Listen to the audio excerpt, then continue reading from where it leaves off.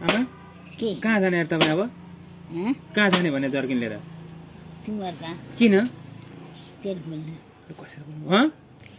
तेल पेल्न तेल पेल्छन् कि तोरी पेल्छन् तेल पेल्छन् तोरी पेल्दैनन्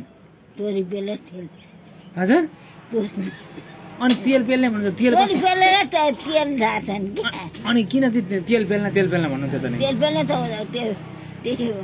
तेल झर्दैन तोरी झर्दैन त तेलै झर्छ त अनि सक्नुहुन्छ जान उहाँ बोकेर लिएर जान त्यो तोरी त झर्छैन कति छ अलिक 10-12 महिना होला अनि के कुम्लो पारेर लिएर जाने कि झुनु दे जाने हातमा खै केमा हो खै छोरो लगिन्छ छोरो लगिदिन्छ कि लगिँदैन त कुन चाहिँ छोरालाई बोकाउँदाखेरि जेठालाई कि माइलालाई माइलालाई हजुर माइलालाई मलाई नि हेप्नुहुन्छ है खालि जेठालाई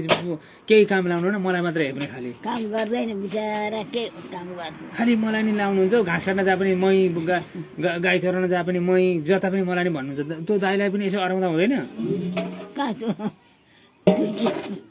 हजुर हेर न आफूमा आएको त्यहाँ मलाई त्यो मात्रै सानो छ त ठुलो छ अब त्यो हेर्दा सानो भएर हो त मलाई नि जे कुरा पनि हेपे पनि आमा त छ्या अचम्म लाग्छ कस्तो हेप्नु जे भए पनि त भाइ भयो ऊ दाजु हो अनि के पेले गर्नु भाइलाई चाहिँ पेले जहिले पनि निचाको निचा हुनु म ए बाबा नि यस्तो पछिपात नगर्नु न भाइ भएर अनि गर्नु पर्यो त पर्न त खालि पेल्न त पाइँदैन नि त्यसरी अत्याचार मैले पेलेको छैन अनि तेल पेल्न हामी तँ हिँड घाँस काट्न मैले भने गरौँ त तपाईँ पेले हाल्छ मैले चल्न घाँस काट्दा भनेको छैन तपाईँलाई भने उता भाइ दाइले अराउँदाखेरि त्यसलाई मात्रै किन अराउनु भनेर भन्नु न भन्नु है ल